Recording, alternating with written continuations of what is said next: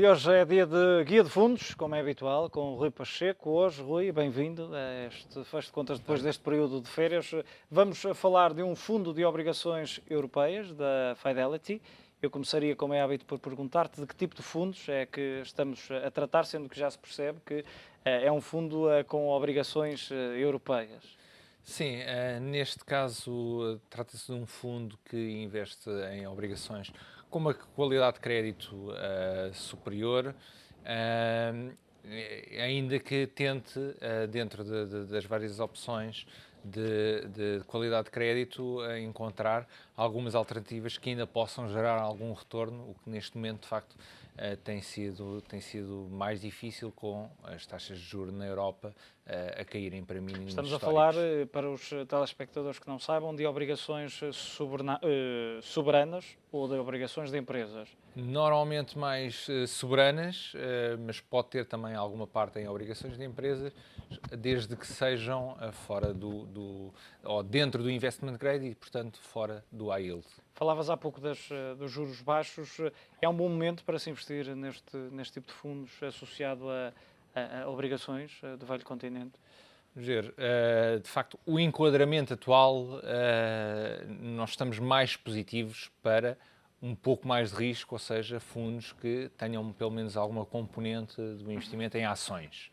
Para clientes muito conservadores que não estão dispostos ou disponíveis para tomar o risco das ações, de facto, tentamos ainda assim encontrar alguma componente de obrigações, alguma estratégia de obrigações que possa funcionar e pagar um bocadinho acima dos depósitos a prazo. Estamos a falar de um fundo com um nível de risco 3. Isto é, para que os telespectadores percebam, é para e dizias, deixavas entendido, é para um investidor mais conservador que não queira correr tantos riscos? Sim. As regras europeias neste momento definem o nível de risco dos fundos de 1 a 7. Uhum. Neste caso, o nível 3 será um médio-baixo no nível de risco. Qual é que tem sido o comportamento deste fundo, a rentabilidade, que é aquilo que quem investe quer saber? No último ano, este fundo teve um bom desempenho, está Uhum. na casa dos 11% de rentabilidade no último ano, mas de facto não podemos esperar 11% aqui para a frente. Estes 11% foram conseguidos porque as taxas de juros exatamente baixaram, o preço das obrigações que o fundo tinha foram valorizados. E se calhar temos perspectivas para que o fundo possa gerar 3%, um pouco acima, um pouco abaixo, que são já mesmo assim taxas de juro bastante altas para alternativas mesmo sem risco. Um Nos anos depósito a prazo anteriores hoje está abaixo de 1%, não tem é? sido equilibrado esta evolução? Sim, sim. Este nível de risco é uma média histórica Uhum.